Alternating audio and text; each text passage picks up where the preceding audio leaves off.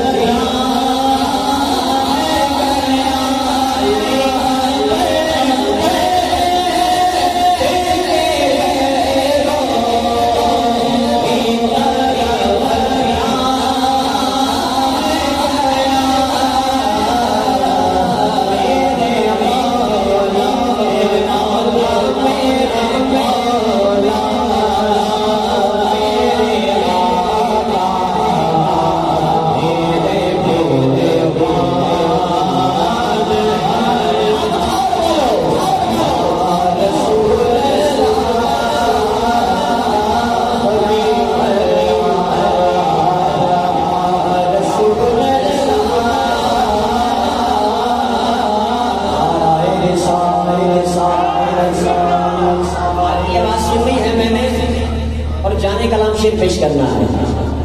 आराए रिसालत क्या बात है आपकी। अब सुनिएगा, अब सुनिएगा, अब सुनिएगा। तो सुनी से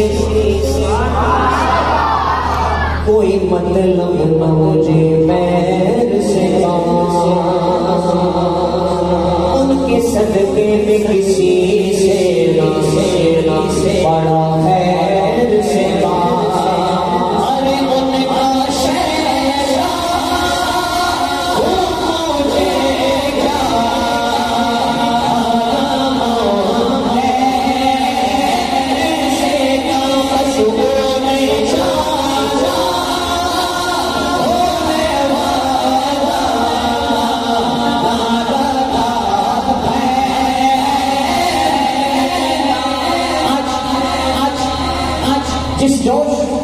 और बलबले से।